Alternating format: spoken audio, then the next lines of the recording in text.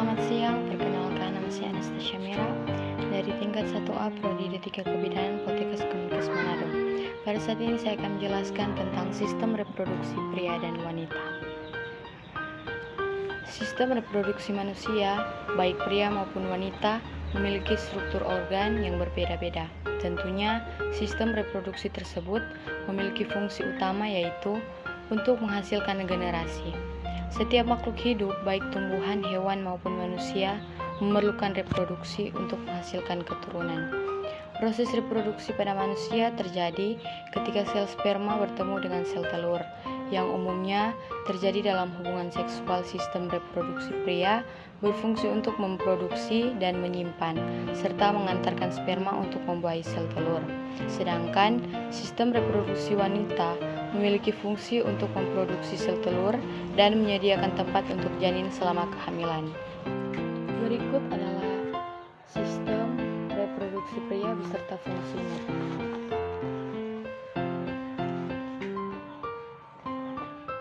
Yang pertama, penis. Penis memiliki fungsi sebagai saluran kencing atau urin, sekaligus tempat keluarnya sperma. Yang kedua, skrotum. Berperan untuk menjaga suhu testis agar sesuai untuk memproduksi sperma pada skrotum terhadap 2 buah testis. Dan yang ketiga, testis. Testis merupakan alat kelamin bagian dalam. Fungsinya adalah untuk memproduksi sperma dan hormon testosteron. Dan yang keempat, epididymis. Epididymis adalah saluran yang keluar dari testis. Fungsinya adalah sebagai tempat penyimpanan sperma sementara. Yang kelima, saluran uretra. Saluran ini terdapat dalam penis dan merupakan akhir dari saluran reproduksi. Perannya adalah sebagai saluran keluarnya sperma dan urin.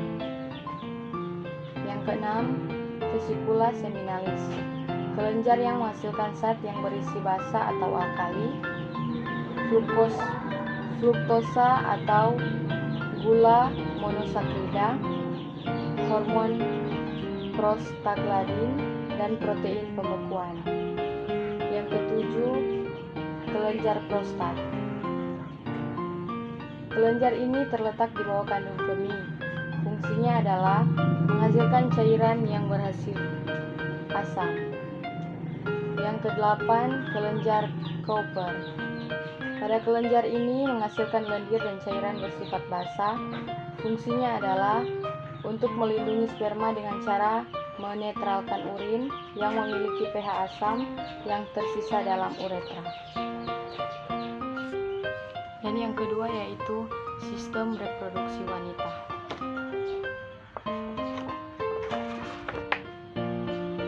Yang pertama, vagina.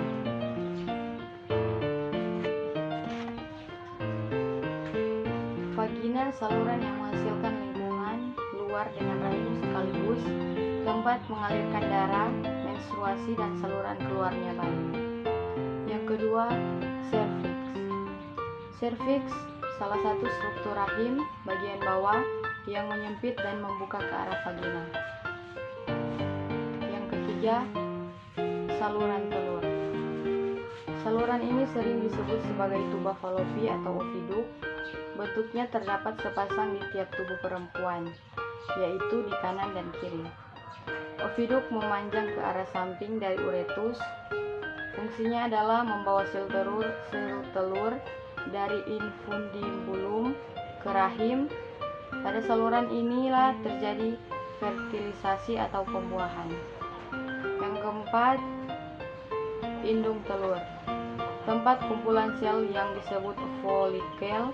Di dalam folikel terdapat sel telur atau ovum dikembangkan.